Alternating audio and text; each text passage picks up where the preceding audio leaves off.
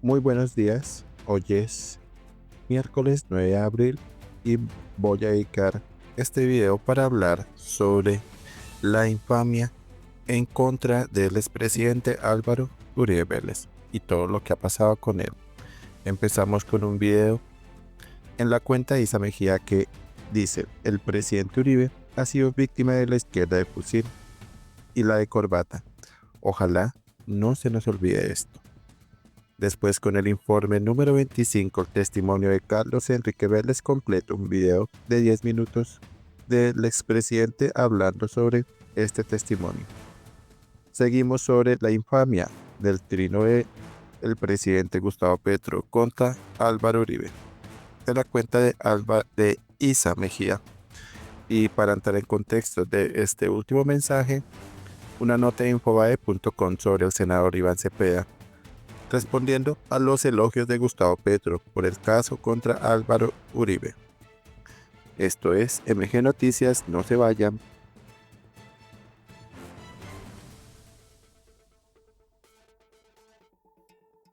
El presidente Uribe ha sido víctima de la izquierda de fusil y la de corbata. Ojalá no se nos olvide esto. Vamos a ver este video. Yo tengo vivo en mi memoria la bomba del Hotel Orquídea Real, Fort Travelodge Orquídea Real, piso 37, en diciembre del año 1992. Estábamos en la fiesta de Navidad del edificio de Medellín. Cuando nosotros vivíamos en Medellín, con mi papá estaba en el Congreso y explotó esa bomba en la habitación contigua a la de él. Es una persona que ha sufrido en carne propia la violencia de este país.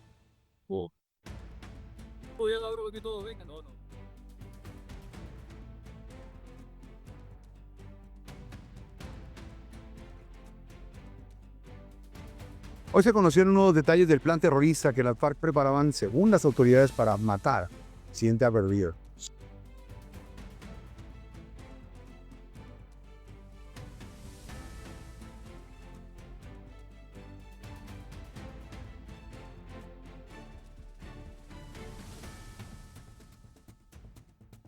Con más de 800,000 votos, Álvaro Uribe Vélez, expresidente de Colombia, se convirtió en el senador más votado de la historia de ese país en el proceso legislativo de este domingo.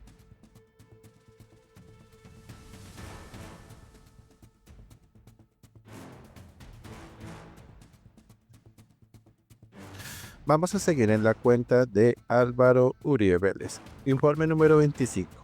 Testimonio de Carlos Enrique Vélez, alias Víctor. Escuchemos completo al presidente. Informe número 25. Testimonio de Carlos Enrique Vélez, alias Víctor. Carlos Enrique Vélez fue puesto preso durante el gobierno que presidí. Afirma que no ha tenido contacto conmigo. Ese testigo llegó directamente por el doctor Cadena. En ocasiones el testigo ha dicho que en la primera reunión el doctor Cadena no le ofreció dinero. Hoy, con la vaguedad del mentiroso, lo mismo que dijo ayer, dice que sí. Nebuloso y mentiroso se contradice. Dijo a la corte que el doctor Cadena le ofreció de 100 a 200 millones, a la señora fiscal que 200 millones. El testigo le pidió dinero al doctor Cadena para una urgencia de un hijo pequeño. En el audio lo confirma. Dice que el doctor Cadena es muy rico y que no le da para el niño. Ahora el testigo, siempre mentiroso, niega lo del hijo y se lo asigna a Daniela Paz. El doctor Cadena acepta que por razones humanitarias le entregó un dinero. Yo lo supe meses después. Nunca se me consultó, nunca lo autoricé y cuando lo supe lo reproché. Me lo contó el doctor Cadena en presencia de Hernán Cadavid. Además, el doctor Cadena, en las diferentes declaraciones ante la justicia, ha expresado que ese aporte humanitario lo hizo sin consultarme, que me dijo tiempo después. El testigo Vélez dijo que yo, a través del abogado Juan José Salazar, de la oficina del doctor Cadena, le envié de regalo un reloj. Esta falsedad yo no la había escuchado. No he conocido al doctor Juan José Salazar, nunca he hablado con él. Hoy el testigo aceptó implícitamente que no le comunicó a la corte de este supuesto regalo del reloj. Carlos Enrique Vélez dijo que le dieron 700.000 pesos a Diana para viáticos y que él le dijo que se los gastara. Como lo he repetido ante la justicia, sobre estos viáticos me informé por medios de comunicación. Vélez refería a testigos al doctor Cadena y les decía a los testigos que extorsionaran al doctor Cadena con exigencias de dinero. En la confusión de mentiras del testigo Vélez sobre los dineros, dice que el doctor Cadena le envió a través del doctor Samuel Arturo Sánchez 5 millones, que el doctor Sánchez le dijo haberse quedado con uno, pero agregó el testigo que no le consta esa entrega, que se la transmitió el doctor Sánchez. También expresa Vélez que un dinero se lo dieron a un sobrino suyo y que ese sobrino se gastó ese dinero para completar un viaje de España. Y lo increíble es que a ese sobrino el testigo habría entregado audios que no aparecen en el proceso. El testigo le dijo al doctor Granados que no sabía la fuente, el proveedor del dinero que le suministró el doctor Cadena. El testigo dijo que el máximo jefe del bloque, cacique Pipintá, era Báez. Esta persona, ya fallecida, fue muy crítica de nuestro proceso de desmovilización. Sin embargo, manifestó que nunca tuvieron acuerdos conmigo. El testigo dijo a la señora fiscal que antes de pertenecer al bloque paramilitar cacique Pipintá, perteneció al bloque Metro.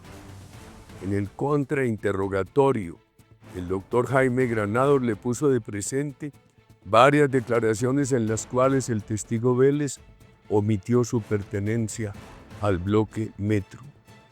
A la señora fiscal, el testigo Vélez no dio respuesta clara sobre las diferentes declaraciones en las cuales no habló de su supuesta pertenencia al bloque Metro. Además, Pipintá dijo que Vélez no perteneció al bloque Metro. El testigo intentó sustentar vagamente que ambos, Pipintá y él, decían la verdad.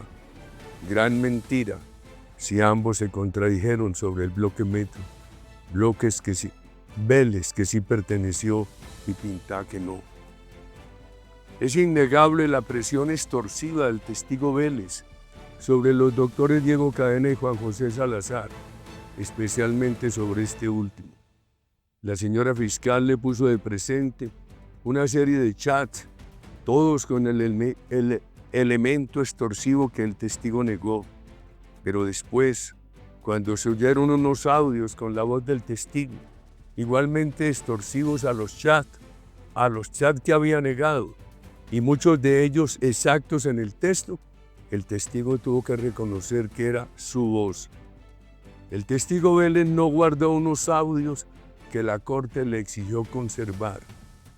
Dijo a la corte que estaban en una memoria, que la tiene un sobrino, aquel que se habría apropiado de un dinero que utilizó para irse a España. Lo cierto es que no se conoce esa evidencia que la corte exigió conservar. El testigo Vélez en varias ocasiones le contestó a la señora fiscal que no conoce al senador Cepeda y que no ha tenido trato con él. Sin embargo, en declaraciones ante la justicia, bajo la gravedad del juramento, Vélez refirió a una reunión en La Picota, donde habrían estado el senador Cepeda, Pipintá y Racomín.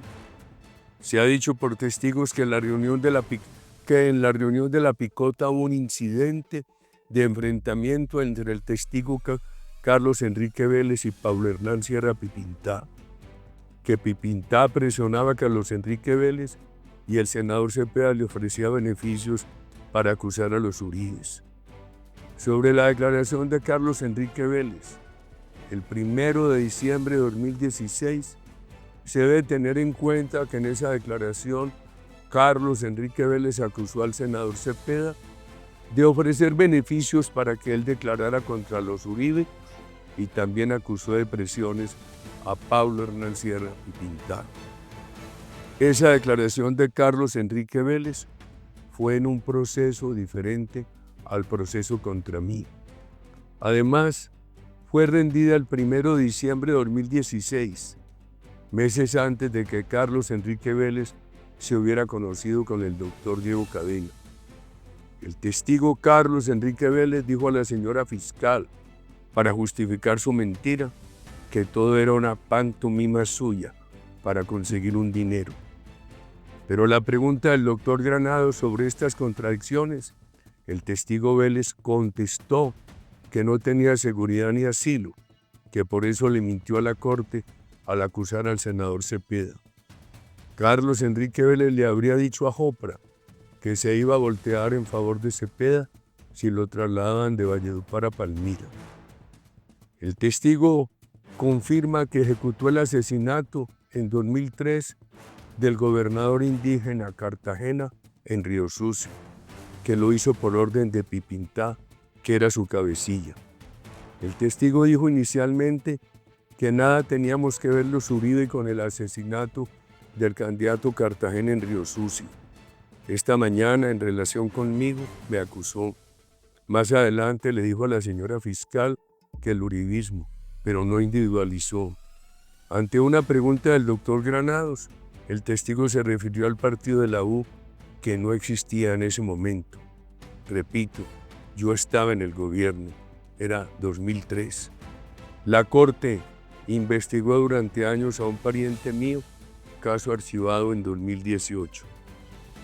Sobre la subasta en La Pintada, Antioquia, que sucedió durante mi campaña presidencial, el testigo Vélez tuvo que reconocer que fue un acto público. En verdad, ese evento fue un acto público, masivo, organizado por el encuentro de dirigentes del suroeste de Antioquia y por el gremio ganadero, acto al cual asistió muchísima comunidad de La Pintada. El testigo Pipintá quiso mentir con la afirmación que ellos, los paramilitares, me prestaron seguridad. Vélez reconoció que yo como candidato tenía un esquema de seguridad siempre integrado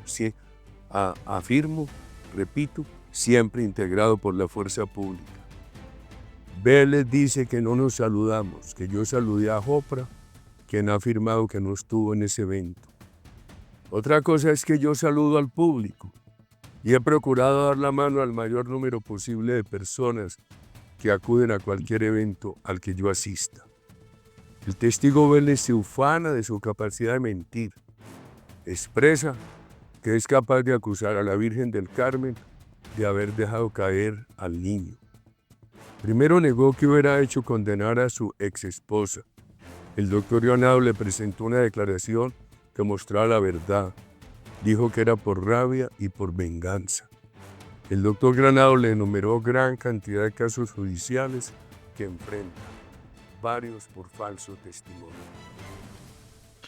Bueno, esto dijo Álvaro Uribe. Vamos con Isa Mejía en su cuenta de X. Una infamia, el trino de Petro contra el presidente Álvaro Uribe. Su afirmación violenta, lo más íntimo que posee una víctima. Los sentimientos después del homicidio de un ser querido. Algo que no debe ser utilizado en el debate político para atacar y que se le debe respetar a cualquier colombiano. Es lo mínimo. Pocas veces se le ha escuchado al presidente Uribe referirse al homicidio de su padre. Creo que, como indica en su libro, es por evitar que su imagen sea asociada con una idea de martirio o con la falsa impresión de haber incursionado en la política motivado por la tragedia familiar. Frente al dolor del hecho violento contra su padre y su familia, esto dijo el presidente Uribe en su libro. No hay una causa perdida. Bueno, vamos a terminar con un mensaje de Infobae, una noticia de Infobae.com. Senador Iván Cepeda respondió a elogios de Gustavo Petro por el caso contra Álvaro Uribe. Gracias, presidente. El mandatario le dedicó un extenso mensaje resaltando su labor, después de que el ex paramilitar Carlos Enrique Vélez declarara que no existió una reunión con el congresista en la cárcel La Picota. En la mañana del miércoles 9 de abril, el presidente Gustavo Petro usó su cuenta de X para referirse al senador Iván Cepeda y su trabajo en medio del proceso judicial que se adelanta contra el expresidente Álvaro Uribe Vélez por presunto fraude procesal y soborno a testigos. En su mensaje, el mandatario destacó el papel de Cepeda en la lucha por la justicia y la paz en el país, al tiempo que reflexionó sobre las profundas heridas que, según él, ha dejado el conflicto armado en la sociedad colombiana. Sin embargo, apenas minutos después del extenso trino, el congresista del Pacto Histórico usó su cuenta de X para responder a los elogios del jefe de Estado. En su mensaje, Cepeda destacó el papel de Petro en los debates parlamentarios sobre la parapolítica y en la lucha por los derechos de las víctimas. Gracias, presidente. Lo que he hecho es continuar el arduo camino hacia la justicia al que tanto han contribuido sus debates en el Congreso sobre la parapolítica y la lucha de las víctimas con su perseverancia, como las madres de los desaparecidos y asesinados bajo la llamada seguridad democrática, expresó el senador.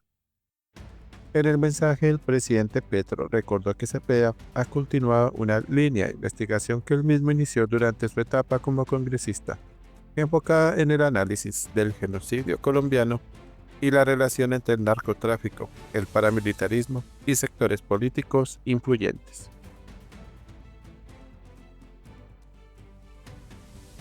Sin embargo, Petro destacó que Cepeda no logró llevar este debate al Congreso de la República, como era su intención, ya que fue judicializado y llevado a los tribunales.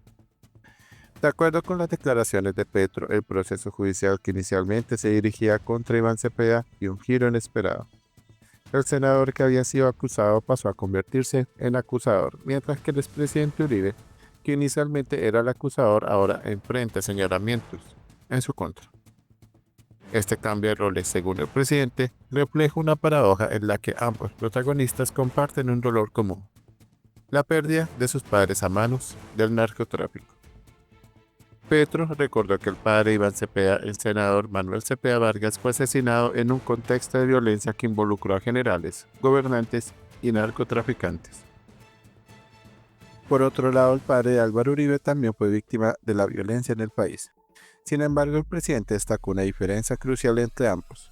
Mientras Cepeda optó por el perdón, Uribe, según Petro, no logró superar el odio y la venganza, lo que en su opinión puede transformar a una víctima en victimario.